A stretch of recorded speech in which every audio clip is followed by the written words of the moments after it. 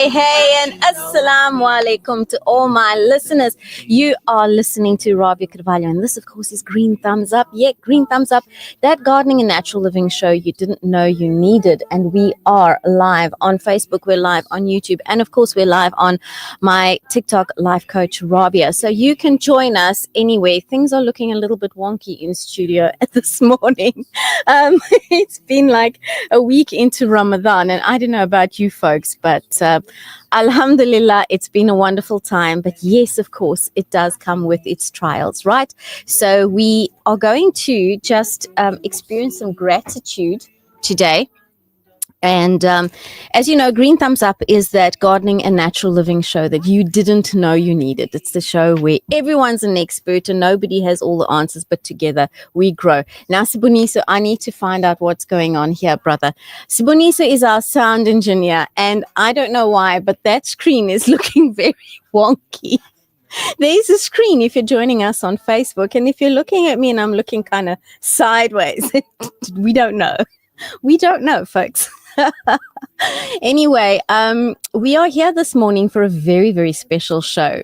And we have someone who's going to be joining us this morning who is absolutely no stranger to the airwaves of Radio Al Ansar. We have a little bit of a different show for you today. Now, there are different schools of thought, of course, in Islam when it comes to octopus.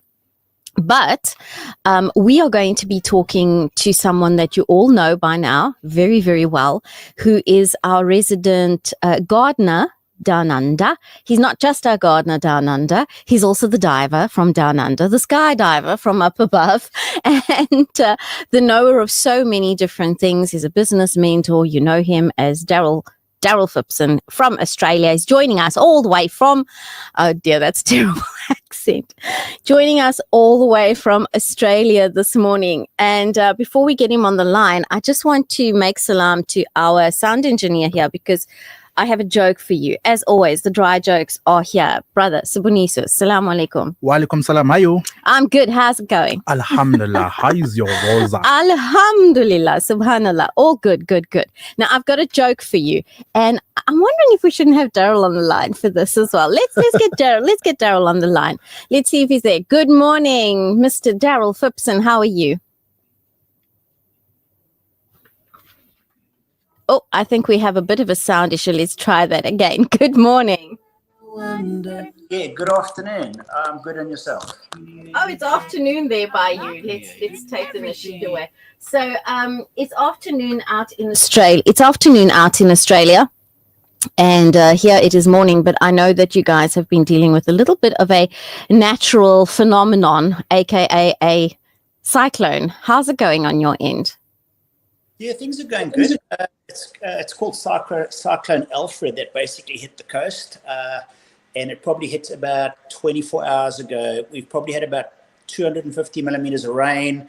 There's a lot of flooding everywhere. Power, like in South Africa, South African load shedding is down. Okay, We've got a generator running in the back here, which is keeping the fridges going. Other than that, it's all good. Oh, that's great. I'm glad to see that everything is safe and it hasn't been terrible on your end. Now, today we're talking about something that's a little bit unique, and it's something you mentioned to me a while ago, and we were talking about it, and I thought, this is something that our folks here at Radio Al Ansar and our listeners should really listen a little bit about, because it's fascinating. I found it absolutely fascinating. And it's about octopus. Now, I have a joke for you and for Siboniso. So a man walks into a coffee shop. This is a halal version, so he's not going into any bars, okay? He's going into a coffee shop, folks. Man walks into a coffee shop with a rabbit in his hand, and he says to the coffee shop owner, okay, I would like a cup of coffee on the house. If I show you something very unique, can I have that cup of coffee? And so the coffee shop owner said to him, sure, what have you got to show us that's so unique? So he pulls out the rabbit, and the rabbit starts to play the piano, and he's playing this whole piano, and the guy gets his coffee for free. A few minutes later, the coffee is piping hot still. He's enjoying his coffee, and his mate walks in. He says, Mr. Cafe owner, can we have another coffee for my friend? And I'll show you something else that's interesting. So Which means this is the second coffee. This is the second coffee now for Mahala. Oh, wow. Mahala. And he pulls out an octopus, puts the octopus on top of the piano, and the octopus begins to sing the opera. So along comes a guy and he says, "Can I buy that octopus off of you? I'll give you 1,000 rand." So he sells the octopus. The coffee shop owner says, "Why would you sell the octopus? I mean, he's worth a fortune." The guy says, "No, my rabbit's the ventriloquist." Okay, good one. So it was never the octopus singing. Anyway, folks, we bring the corn on this show. Now, with regard to the octopus, tell us about your soiree or your journey, foire, shall we say, in octopus hunting. When did that begin? Well, I used to live over in Europe about 25 years ago, and I suppose it all started then. I used to do a lot of snorkeling, and for those of you that have been to Europe, if you've actually done much snorkeling or any underwater stuff, there's not a lot. Besides, like we discussed in when we spoke about diving before, there's obviously a lot of archaeological items that you can find under the sea. Other than that, it's pretty dead. There's not a lot of fish around because the places have been fished out. And so from that, basically, I decided, because there weren't any fish, that I would go looking for and hunting octopus. And so that's basically how it all started. Well, that's interesting. For the folks at home, we understand that in Islam, there's different schools of thought in terms of octopus. So I just want to say that in passing. But now I understand that octopus, Daryl, are quite intelligent creatures. Absolutely. I believe that the octopus has the intelligence of a cat. So they are pretty intelligent, yes. And they can recognize people, apparently. They can obviously sense danger. When I used to go octopus hunting, I used to spend a lot of time also studying the octopus, and it was quite smart how it would react basically at a time when it thought it was threatened. So octopus obviously are going to perceive you fishing them as them being threatened. So what do? Do they hide? Do they camouflage? Do they swim away? What do octopus do when you're out there hunting for them? And where do you hunt for them? Okay, so look, I think in the Mediterranean, the funny thing is when you go spearfishing in the Mediterranean, the moment a fish sees a spear gun, it's gone, just like that. They understand that spear guns mean danger and they mean death, okay? Compared to other parts of the world. In South Africa, if you go spearfishing, you can take a spear gun right up to a fish, and as long as you don't go as long as you don't encroach on its space, basically it's not afraid of it. And I think basically it's probably the same with octopus. I basically have been in other countries or diving in other parts of the world where I've come across octopus, and I find that they behave differently.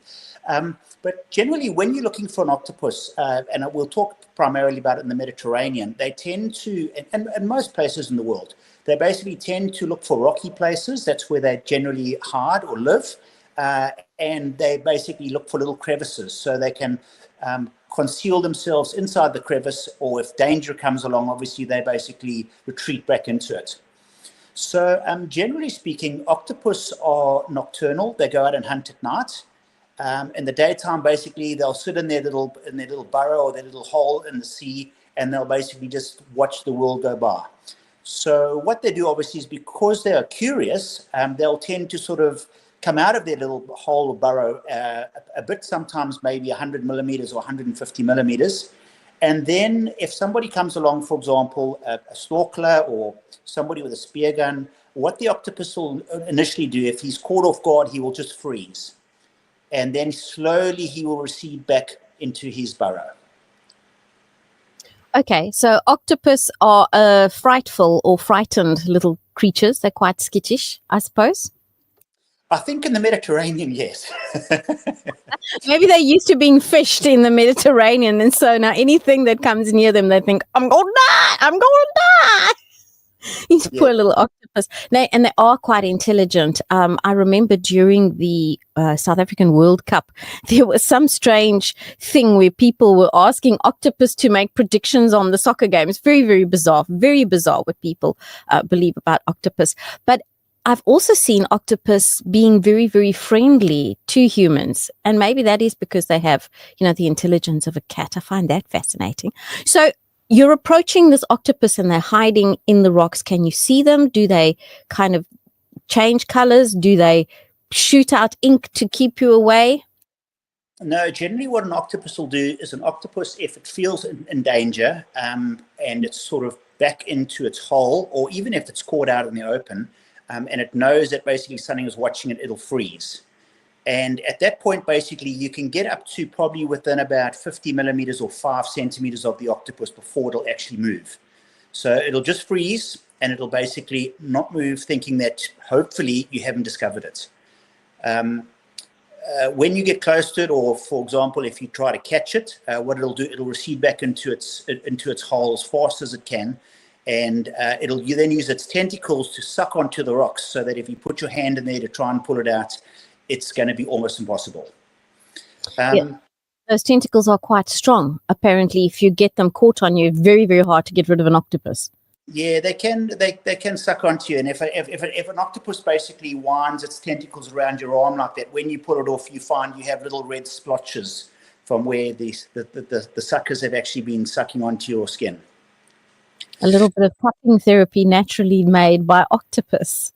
Yeah, now an octopus will only ever ink basically when it makes its final dash. So what it'll do is it won't ink ever unless basically it thinks that this is the last resort. And what it'll do then, it'll shoot out a whole burst of ink to basically make the water cloudy, and it'll use that as a form to escape. So normally if an octopus inks, you've either caught it or you won't catch it, it's gone. I wonder about octopus ink. Does it because do they ink themselves regularly? Because I'm thinking about a bee. So if a bee stings, then all of its insides comes out and then the bee dies. Do octopus kind of reproduce their ink, I wonder? Absolutely. I don't know how long it takes for them to basically produce more ink, but generally speaking, once it has shot ink out, to my knowledge, basically it would take more than a couple of hours for it to regenerate. It's not as though it can do it twice in succession. Well, that's something that I want to look into. And how exactly does the octopus make its ink? I think that's a very interesting one to look into. I shall have to look that up. Something that's very interesting about octopuses, when they become angry, okay, they actually turn white. So an octopus, it's a bit like a chameleon when it's underwater. It tries to take its body and mimic the surroundings by it. It also does that by actually mimicking the texture of its flesh.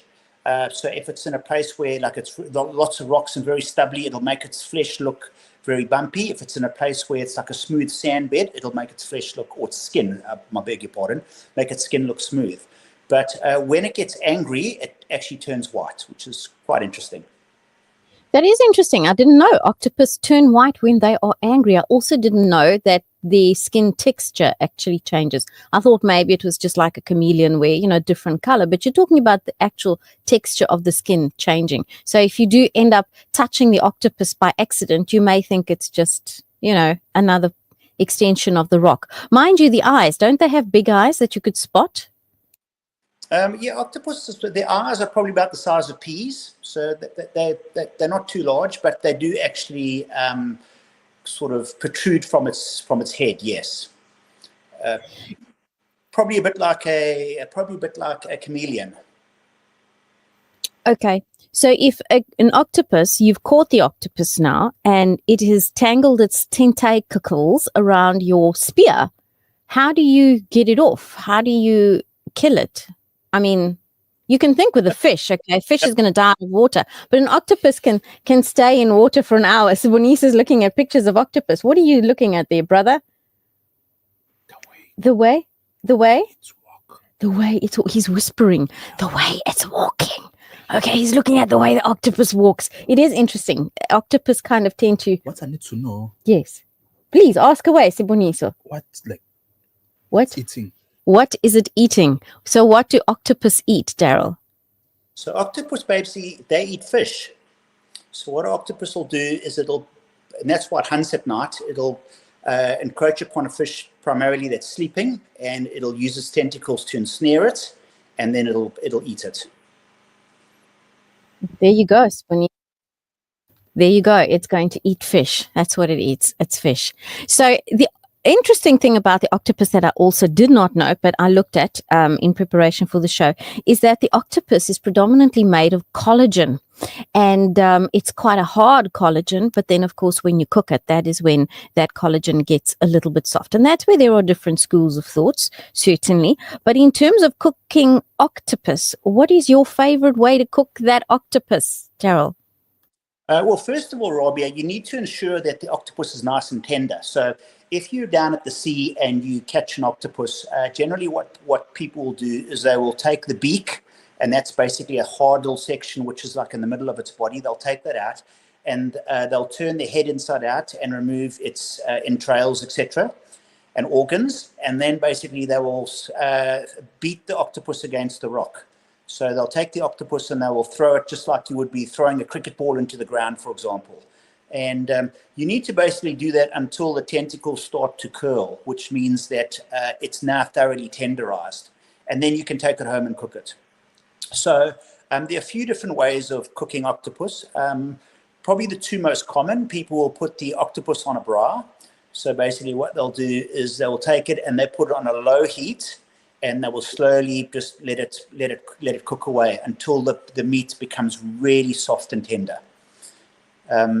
Another way of cooking octopus is taking the octopus and putting it in a pot, mixing it with a little bit of olive oil, a little bit of red wine. Obviously the alcohol in the red wine will cook off. That will basically dissipate, but that's just for the flavor itself. Yeah, we will forego the red wine, but it sounds like a super, ya haram, Daryl. No, we don't do red wine up in this house. But let me say, in terms of octopus, the red wine is the alcohol. It's the alcohol, yeah. So I have a trick that my granny used to use when she cooked octopus. And it's actually, there's two different ones. The one she used to say is you first pre-boil the octopus. So you put it into salt water and you add to that a whole onion. So very little water in the pot. Put the octopus down in there so the water's just barely covering it. And you put an onion in there. When the onion's cooked, then the octopus is cooked. I did not find that to be extremely reliable because some octopus are just kind of harder, firmer flesh, and so they take a longer time to cook. But I did find something that works, and that is to put bicarbonate of soda or baking powder even into, so you'll take a teaspoon of the baking powder into the pot with the octopus when you are initially cooking it. And we have a couple of questions that have come in, so I'm going to give you those, Daryl. Question from MH Osman. Is it true that octopus love eating crabs? Do you know? That's not I'm sorry, I just catch them, okay, and observe them. I've never seen it. However, having said that, generally speaking, when you find an octopus's nest, what it does is it takes its prey back to its nest, and that's where it eats it because it's obviously in a safe environment. I have sometimes come around octopus nests where I have found bits of crustacean elements there, sort of little bits of shell, etc. So it is highly possible. So I must say, I think that Brother MH Osman has been watching TikToks, because on TikTok I have seen some people who own octopi, and they own these octopuses. I think both of them are the plural for the form of octopus, and they keep them in these tanks and they feed them these tiny little baby crabs while they are alive. So perhaps that's where they're coming from. We have got some other messages that have come in. Salams, please send for me a dua. So this is just a pre-request for dua request for Haroon Ismail, Dadabai, Abdul Wahab, Omar Shah, Ismail Kareem, Ahmed Kareem, Ismail Gulam Duba, Yunus Khan, Dawood Gulam Duba, Jazakallah. And that is from Junaid and Shahista and family. So we ask Allah subhanahu wa ta'ala to grant them and all marhums Janatul Firdaus, inshallah, as we continue to speak about octopus. Now, it's interesting, in the Portuguese tradition, we also eat quite a lot of octopus, and the question came up, it's a very Portuguese thing. things that come from the ocean, everything gets gobbled up. So someone asked, Manu Govinda, salams, walaikum salam, brother, enjoying the show. What weapons do they have besides the ink? I would imagine that the tentacles are pretty strong weapons. Gerald, what do you say? Yes, I suppose their biggest weapon is camouflage. Because really, I would probably say that I would think that I would have probably swam across 4 out of every 5 octopus that I've ever seen. So they're very well camouflaged. And generally, the only time when you really get to see them is when you catch them off guard. Sometimes I would have snorkeled over an area 3 or 4 times, and there would have been an octopus there. And on the fifth time, I've seen them only. So camouflage, I think, is their biggest weapon. So they're really good at hiding. Yeah, if it ain't broke, don't fix it. If you don't get caught, you don't get killed. The law of the octopus. They can only kill you if they catch you. There you go, Manu. There's your answer to your question. Now, Daryl, you were talking about recipes, and you were talking about putting the octopus into garlic. Octopus and garlic go extremely well together. Octopus, garlic, olive oil. In the South Africa, in the Portuguese tradition, we actually have a very, very traditional dish called polvo. Polvo being the word for octopus. Lagareiro, and lagareiro basically means farmer. So it's farmer styled octopus, and what they do is they make like a stew with, you'll take your octopus, you'll take some salt, your onion, loads of garlic, tomato, bay leaves. No, don't say that, you're fasting. So you put this in the pot with good glug of really healthy olive oil, and you let that stew itself up until the octopus becomes a little bit tender. So I would say throw in a teaspoon of baking powder as well to tenderize the octopus. Then when that's done, you take it out and you put all of it into an oven-proof dish, because now you're going to bake it, and you're going to bake it with potatoes, parboiled potatoes that you put in there, another good glug of olive oil, lots of fresh garlic, and you're going to put it onto the grill so that portions of the octopus are cooked and crispy and others are still soft. So here we have another message that has come in, and that is from, let me just have a look at the name here. Oops, there's no name. But anyway, assalamu alaikum, wa alaikum salam. Alhamdulillah, my granddaughter, Samiha Sheikh Freed, 8 years old, kept her fast today. Alhamdulillah, jazakallah khair. Well, there we go. Congratulations to this little 8-year-old girl. It's amazing how kids are able to get through this. Another question that came in from Brother Osman is, are calamari rings from octopus? I'm going to leave that with you, Daryl. No, calamari rings aren't. Calamari rings primarily come from cuttlefish, or what is known as calamari. Yes, it's completely different. So what calamari rings are is they're actually the body of the calamari itself. That's right. It's cut up, yeah. Yeah, so the calamari is a calamari and the octopus is the octopus. That's it. So I often find that the calamari is it's got like a bigger bone on the inside, almost like a piece of hard plastic on the inside. Whereas the octopus is what you see in the cartoons. It's the big bubble with these 8 little tentacles. Calamari have got very small little tentacles, which you will normally pick up at the restaurant as calamari heads or squid heads. So that is it. And we have a voice note that's come in. Shall we play this voice note? Not quite sure what it's about. Let's find out, shall we? And this is from Sister Fatima Effendi. Let's just play that. Oh, it looks like that was a non-voice note. Folks, if you're going to send us a voice note, you're very, very welcome to do so. And you know the number here, Sibunisa. What is our WhatsApp number here? 060 904 1056, isn't it? WhatsApp us now on 060 904 1056. There we go. There you have it. That's our WhatsApp number for all your questions. So, Daryl, I think it must have been fascinating, because if you are diving for octopus, or shall we say if you're fishing for octopus, surely that's not in very deep water. That's shallow water where you can see the rocks and you can see what's going on, no? Absolutely, Rabia. So generally when you go diving or snorkeling for octopus, you're probably in about maximum 3 to 4 meters of water. The way a lot of people catch octopus, and they do this from a boat, can be in 10 or deeper meters of water, is what they'll do is they'll basically take a line. It could even be like a thin piece of rope.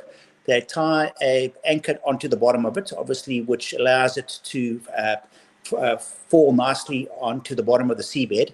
And then what they'll do is they will attach some sardines or similar type of fish to the bottom of the line. They normally basically will do a knot through the gills, or they'll just wrap the fish around the line. And then they'll basically drop that off the side of the boat. The anchor weight or the sinker weight will basically drop it down, and it'll hit the sea floor. And then they just pick it up and down and slightly pick it up and down until they can feel a weight on it. And that's basically when an octopus has come out of its lair or its hole, and it's basically going to engulf and to catch the fish or to eat it. So what the octopus will do then is the octopus will actually hold on to the fish. And when you're pulling on the rope, you can obviously feel the added weight. You can then pull the rope slowly up onto the boat with the big net under, and as it gets close to the top of the boat, you put a big net underneath and you catch the octopus. And I've been on boats where people have caught probably 60 to 70 octopus like that in a matter of an hour to an hour and a half. Wow. That's a lot of octopus in an hour to an hour and a half, 60 to 80 octopus in one go. And that, of course, is your commercial fishing for octopus. So, folks, that has been our chat with Daryl Phipson regarding octopus. And I personally find that fascinating, absolutely find it fascinating. Thank you so much for being with us on the show again. You always have the most interesting ideas and things that you do. Folks, I take my hat off to people that will jump out of a plane and skydive and then similarly dive down into the ocean, I don't know how many tens of meters, and then be octopus fishing. So Daryl, it's really always great to have you on the show and for teaching us all these wonderful things that you know. So until we see you again. Thank you, Rabia. And maybe they just do all these crazy things because they don't know any better. Maybe they don't know any better. Octopus brains. So thank you so much, Daryl. We'll speak with you again on the show. Thank you. Thank you. So, folks, that was Daryl Phipson, which we had on the show talking to us about fishing for octopus. Now, I mentioned in the fishing with octopus that octopus and garlic go very, very well together. And the reason I mentioned that is because during the month of Ramadan, we have a plant of the week from the Quran. Did you know? Garlic. No, I didn't know. Yay! Garlic is one of those plants. Garlic is one of those plants that is mentioned in the Quran only once, though, but it was mentioned in the verse of Moses. He was Moses who was, the folks were saying, take us back to the promised land, take us back to Egypt rather. Let's take us back to Egypt. And he said, why do you want to go? And they said, oh, because at least there we had, food and we had garlic and we had all these things. And he said, well, you have all those things here as well. And so garlic has a lot of natural benefits to it. And I'm going to talk to you about some of those benefits of garlic. Now, if you're going to grow garlic in your garden. And folks, remember, Green Thumbs Up is not just a gardening show, it is gardening and natural living. So yes, you're going to have times when we're talking about the ocean, or we're talking about monkeys, or we're talking about frogs, or we're talking about lizards, or we're talking about keeping cats out of your vegetables gardens, because it is not your typical vegetable and fruit gardening show. So let's talk a little bit though about garlic, because garlic is one of those things that help in your garden, to protect your garden from things like aphids and things like bugs and beetles. And how you use garlic in the garden is literally you just plant that bulb of garlic. So take the head of garlic, pull out a couple of the bulbs that you're wanting to grow. They should be healthy. They shouldn't contain any blemishes or any bruises or any rotting on them. And you're wanting to plant them in the soil. And rule of thumb when you're planting garlic is take the entire clove, put it into the ground with just a half of the size of the garlic. So if your garlic is, say, 3 centimeters long, then you're going to take 1.5 centimeters above it and cover that that's going to be the amount of soil. The reason you want that is because you want the garlic to be able to break through. Great to plant garlic among rose bushes, among ornamental flowers and your cut flowers. Anything that you are growing that is going to become a cut flower, or where you're wanting the fragrance of the flower to be stronger. So if you plant it among cornflowers, or you plant it among borage, or you plant it among roses or daisies or carnations or tulips, garlic basically helps your plant to have a stronger and more identifiable fragrance. Not only that, but it's keeping away from your plant all those horrible little bugs and pests. It does the same for us by keeping away things like fungi and things like infection on the skin. So garlic is an anti-inflammatory, and it is also anti-aging. Now, here's something you may not know about garlic. Boniso, did you know that garlic can be used as glue? Glue for shoes. Glue, but not for shoes. Oh. Not for shoes. If you have cracked glass with very fine lines, now this is not big cracks where you're wanting to fill that whole crack with glue, but if you have a glass that has got very fine hairline cracks in it, you can actually take that garlic clove, cut it open, and rub it along that fine line of glass, and it is going to act like a glue.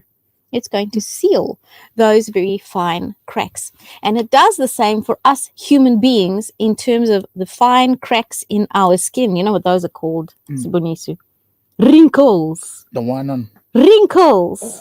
Wrinkles. Yes, you could use it on your feet. If you have very dry heels, you can apply garlic on there, and you can apply garlic to your skin.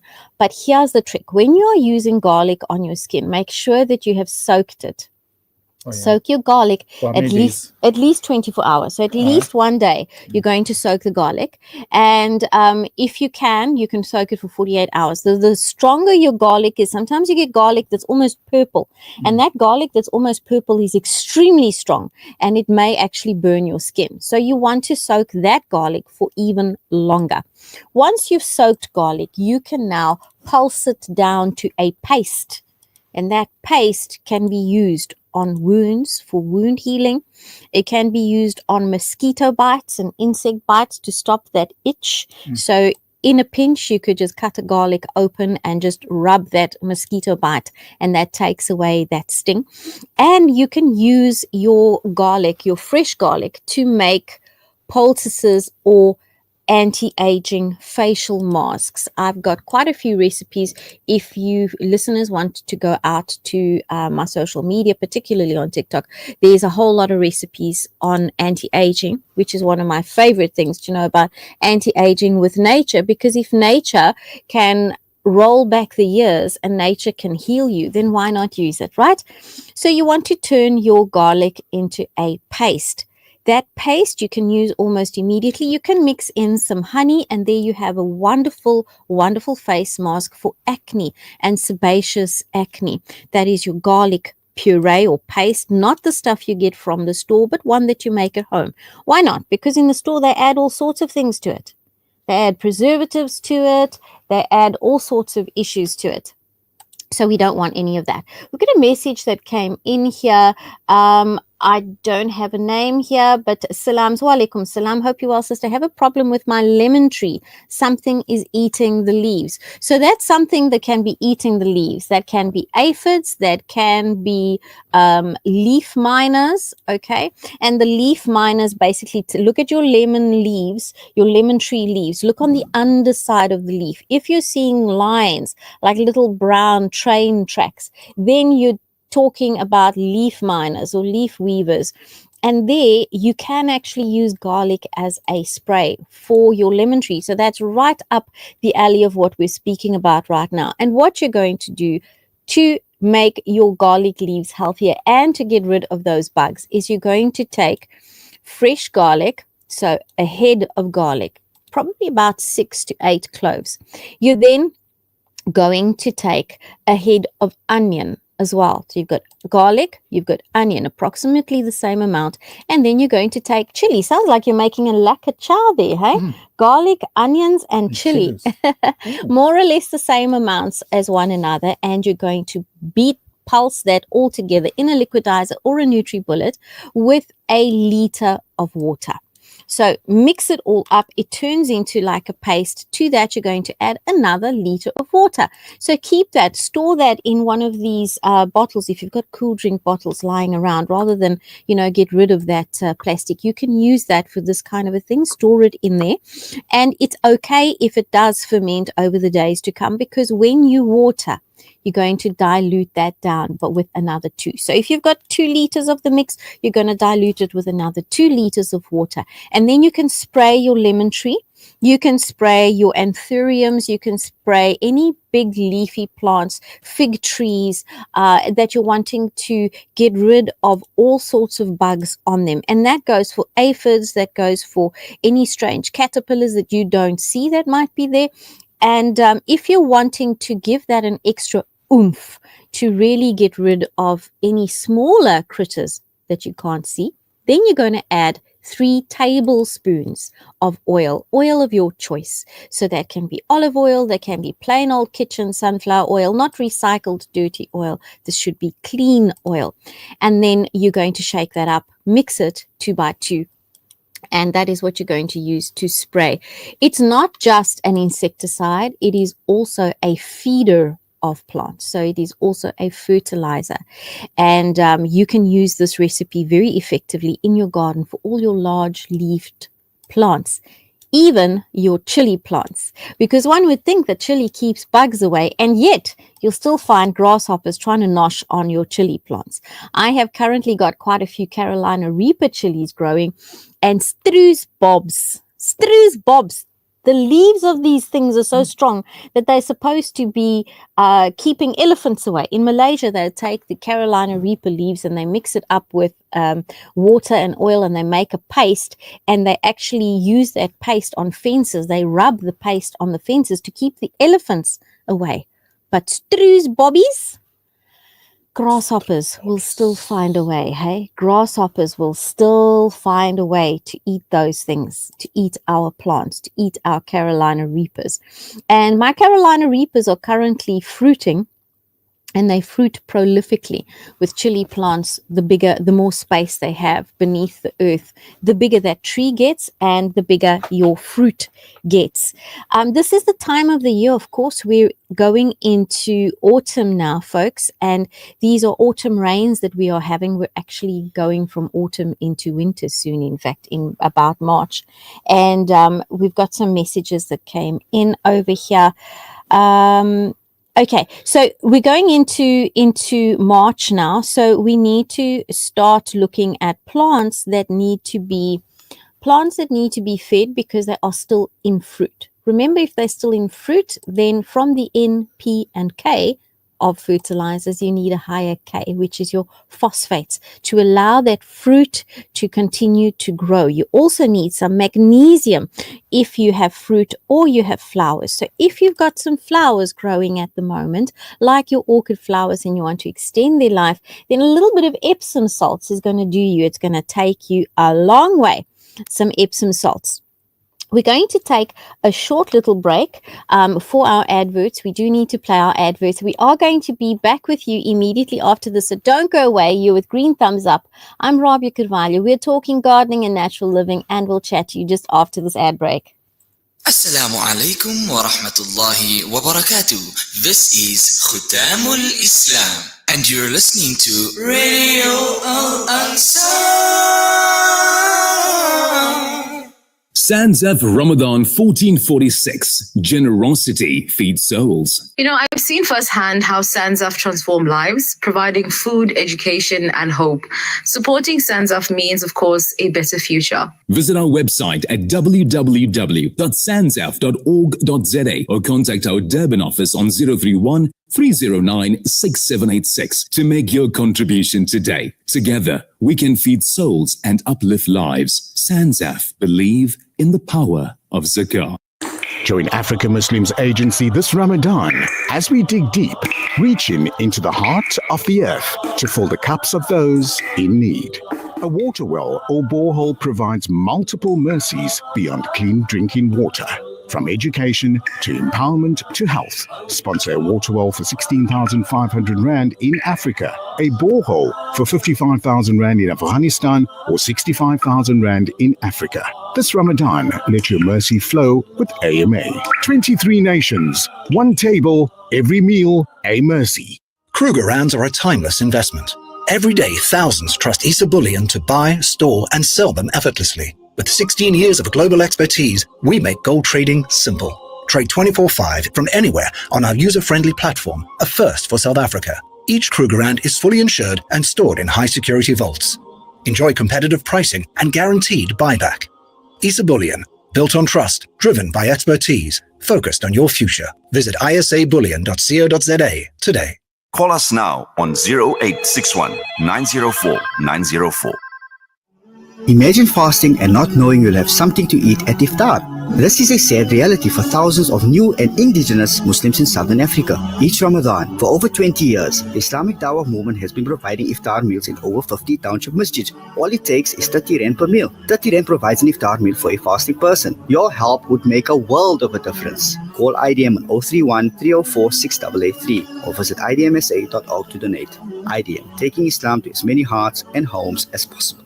This Eid, we're making your celebrations extra special with Checkers Foods Cowie Park Eid Butchery Hampers Competition. 5 lucky winners will each take home a hamper valued at 1,000 Rand. From Monday, March 1st to Thursday, March 27th, spend 500 Rand or more in store, write your name and number on the back of your till slip and drop it into the competition box. Winners will be announced on Friday, March 28th on Radio Al Ansar. Say head to Checkers Foods Cowie Park and get shopping. T's and C's apply.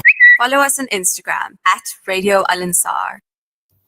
And you're back with Green Thumbs Up. This is your gardening and natural living show on a Sunday from 9 to 10 a.m. every week on Radio Al Ansar.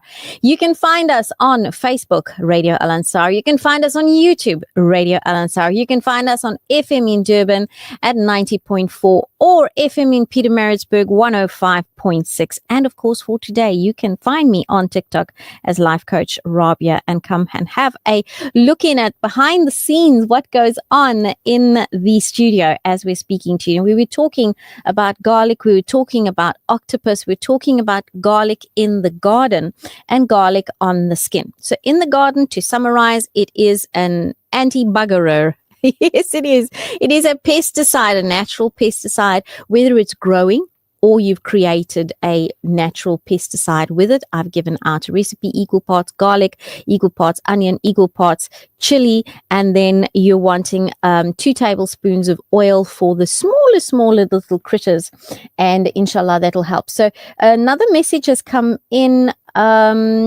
This is a recipe. Oh, okay. So we're not going to cover full recipes on this show, unfortunately, in terms of cooking. Some requests for cooking recipes, but we did say when it comes to octopus, of course, you can broil them, you can bake them, you can cook them, you can boil them. And one of the tip was to put bicarbonate of soda or baking powder. Here you can use one or the other into your octopus when it is cooking. Remembering, of course, there are different schools of thoughts when it comes to eating octopus in Islam. So pay attention to that as well. Now, with the garlic itself, we were talking about using garlic on the skin, remembering to soak it, mashing it up, and then you can use it to make certain recipes. And how wonderful is it? I mean, here we've got nature, we've got garlic that serves all sorts of different purposes. And did you know when it comes to octopus, that octopus can actually increase the amount of testosterone in your body by 45%. That's how high octopus is in testosterone, which is something that we all lack as we get older. Testosterone levels start to drop. Now, I want to take a moment, because it is Ramadan, to have a little bit of a thanks or gratitude moment. And I found this most beautiful nasheed online, which is by Nadeem Muhammad, and it's literally just relaxing vocals with ocean waves. So would you join me? It is a natural thing to to experience gratitude, because we know that when we are grateful, when we give thanks, we receive more to be grateful for.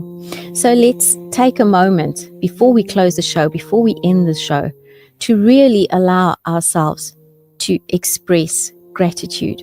So wherever you are, as a moment of mindfulness, find an object nearest to you and begin to look at the object. Begin to look at the temperature. Feel the temperature of the object. Identify its shape using our eyes. Does it have any smell? Using the sense of smell. Is it smooth? Is it jagged? By doing this, we bring our mind to a point of mindfulness, to a point of being fully present. And as we take a deep breath in through the nose and we release the air through the mouth, let's give thanks for this day, shall we? Let's say, Alhamdulillah, all praises be. Let's say, thank you for this beautiful day, for this opportunity to be alive, the opportunity to learn something new, the opportunity to spend time with one another, the opportunity to literally stop the world and get off the bus, which is represented by Ramadan. It's a time where we can just allow ourselves to be. And I'd like to invite you in this quiet moment of your time to just bring to mind something in your life that has perhaps caused you frustration, perhaps caused you sadness, and bring it to mind without engaging in it emotionally. Just observe the situation in your mind. Consider what happened. Consider what was said. And as it plays in your mind, imagine that it's being played on a screen. You're just observing it. There's no emotional involvement with it. And as you look at it, I want you to find something in that image, in that memory, to be grateful for. Something to say Alhamdulillah about. When you found that something, hold that something that you can be grateful for in your heart. Perhaps it's even just the fact that you met that person or those people, even though things may not be as you would wish. And I want you to imagine that that memory that's playing on a screen is now beginning to fold into itself and roll itself up like a screen, rolling itself, closing up until it's super small. And you can pick it up like a ball and lift it up above your head in your mind's eye, and allow it like smoke to just go up to the heavens. Hand it over, handing over the worries, handing over the fears, handing over any anger, handing over everything, and just allowing yourself to be, to experience appreciation for the moment and for nature that's all around us. Because in a world where things happen to us that are chaotic, there is order in nature. There is order in planting a seed and watching it grow. There is order in the way the tides come in and go out in the ocean.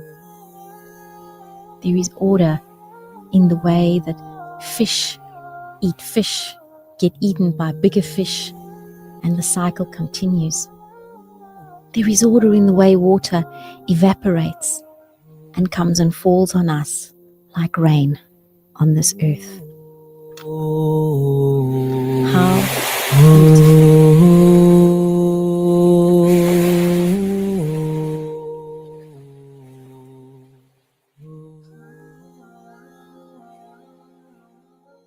And so it is that we spend moments in gratitude. It's so important for us to experience gratitude. It's just a moment.